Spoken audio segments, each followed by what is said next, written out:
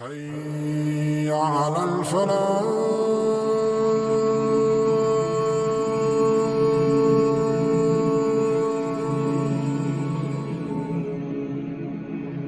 The Prophet said that the Dajjal will come and he will climb Uhud, the mountain of Uhud in Medina, and he will look at Medina and he will say to his followers, his companions, do you see that white palace? That is the masjid or the mosque of Ahmad. This hadith is amazing, and it's further proof that the Prophet ﷺ is a genuine prophet. The Prophet then says, then he will come to Medina. In the same hadith, he will find on each gateway of it an angel with a sword drawn or unsheathed. So he will come to the wasteland of Al-Jurf, and he will set up his camp there. So he can't enter the city of Al-Madinah, he can't enter the city of Mecca, and he can't enter Al-Aqsa itself, Al-Masjid Al-Aqsa, but he can enter the cities there. So now he wants to get followers, he wants to get people out of Medina. How will that happen? So he puts up his camp there at Al-Jurf.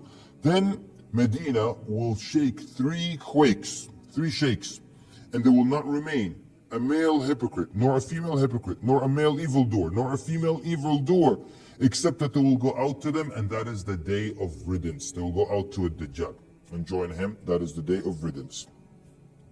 Okay, we mentioned that he commands the earth to bring out its vegetation, and he will command the sky to bring down rain, and animals will eat and become fattened immediately, and he will leave those who believe in him in that good state. And if a village disbelieves in him, he will leave them in a worse state than they were in. What's interesting is that he will come by a land and he will call out to the treasures under the earth. Whatever gold, ores, jewels are under the earth, he will just call out to them. And it will come out immediately, and it will follow him, like the hadith says, like a swarm of bees.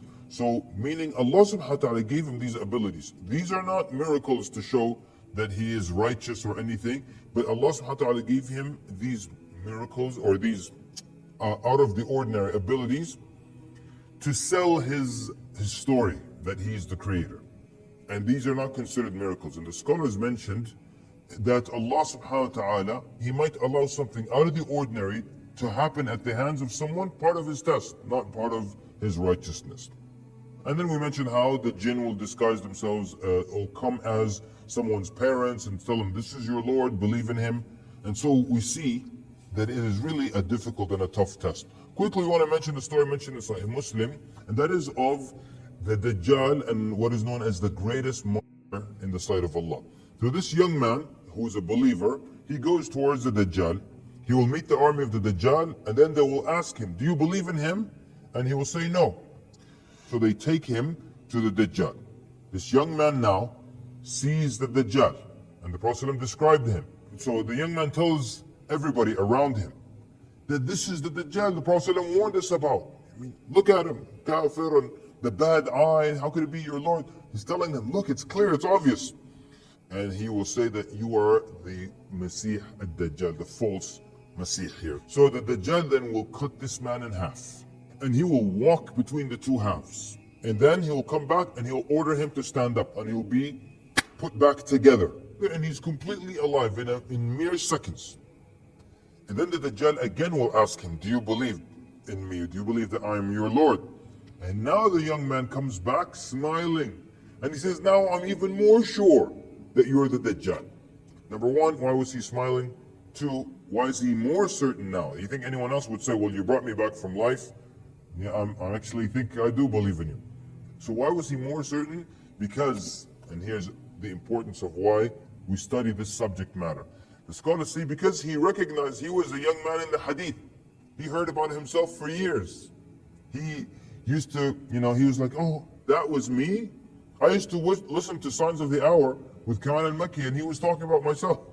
So he realizes that that's me. So he's smiling now, and he says, now I'm even more sure that you're the Dajjal. And this is very, very bad for the Dajjal. He's got his followers here.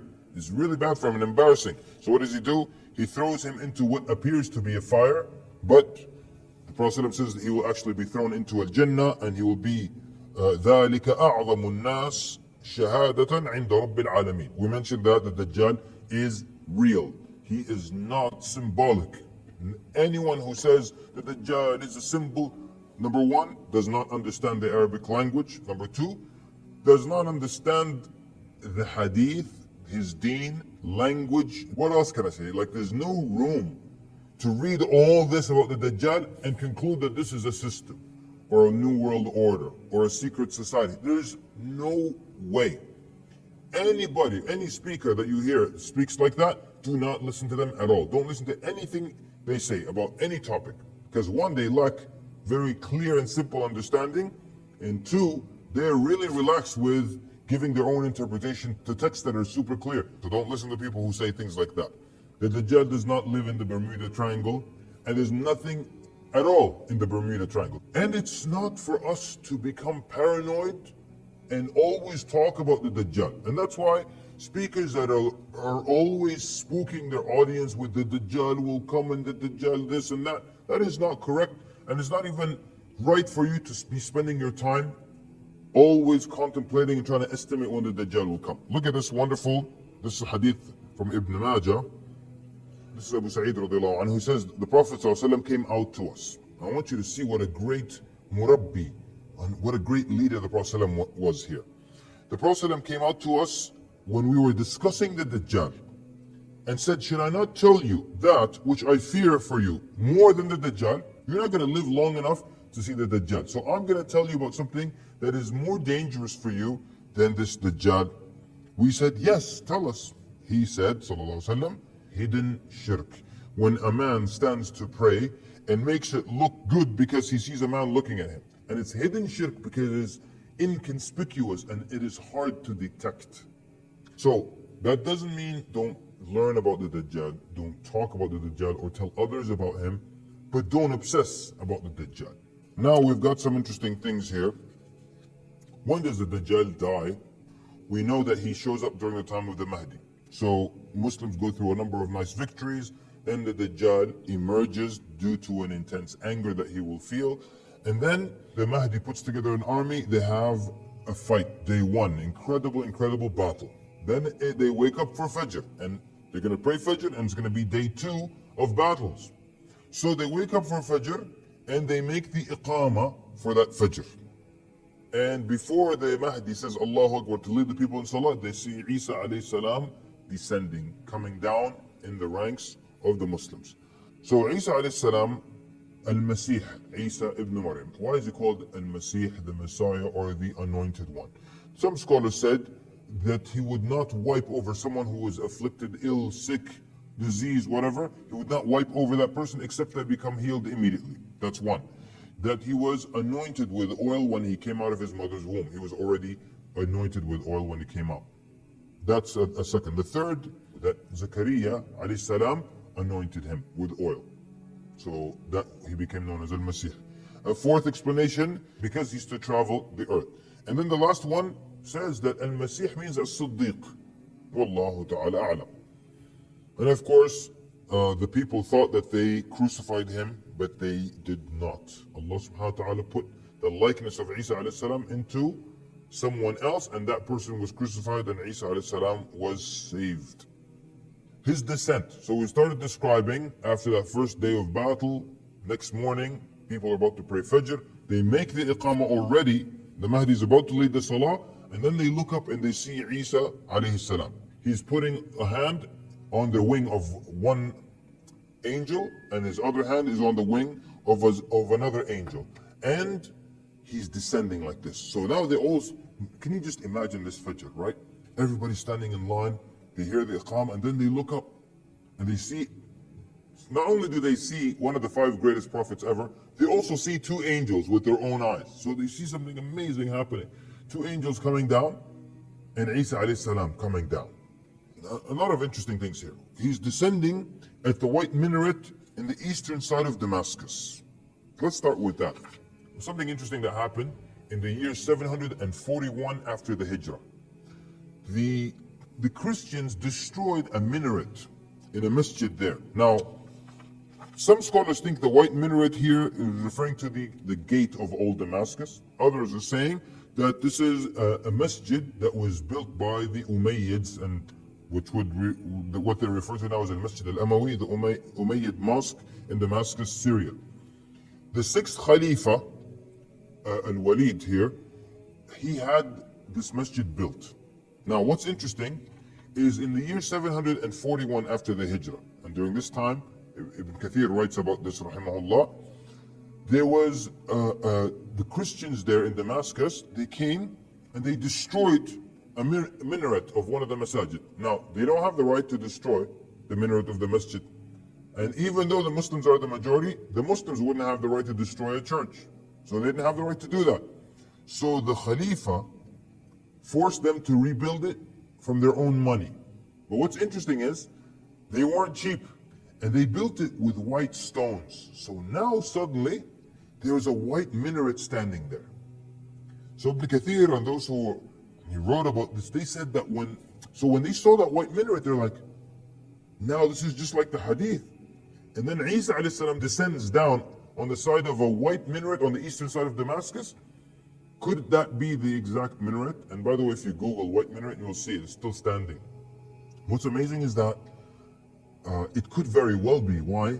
Because, and there's some irony here, that it was, Isa alayhi salam comes down at this white minaret that was built by Christians with Christian money, who think he's gonna come down on their side, but he actually comes down on the side of the Muslims at the site that was built, constructed and built with their own money. Anyways, the point is, he comes down at this white minaret. And the Muslims, when they see that, of course, they're going to be so pleased. And everyone's going to run to him. And he will wipe over their face and tell them their place, their rank in Jannah. And by the way, the Prophet ﷺ said, whoever of his ummah, he said, whoever of you is alive at the time of Isa alayhi salam, give him a salam from me. So you have to go to him and say, Rasulullah sallallahu alayhi wasallam gives you a salam. And now they come back, they're gonna pray Fajr. So the Mahdi tells Isa alayhi salam, advance, Ya Ruh Allah. Why Ruh Allah here? Because when you attribute the Ruh to Allah, it's an honor. So then Isa alayhi salam pushes the Mahdi from his shoulder. He said, the Iqamah was made for you. And the Mahdi then leads Isa alayhi salam in Salah. I explained last time, the Mahdi has the Quran, Isa alayhi salam has the Injil. It's also an indication of respect. And it's also to indicate that Isa alayhi salam does not come as a new prophet, but as a follower of Muhammad sallallahu alayhi wasallam. And that's why there's a hadith where the Prophet ﷺ says, so he's from amongst us, from our ummah, the man that Isa alayhi salam prays behind. And this is the Mahdi who leads Isa alayhi salam in the Fajr Salah. Let me read this hadith here. And what is beautiful is that Isa alayhi salam descends, the Prophet ﷺ described what color he's wearing, the garment, his hair, what it looks like. And there's always a clear description, physical description of Isa alayhi salam, until that is so that we don't confuse it with the other Masih, the false Masih, the Dajjal.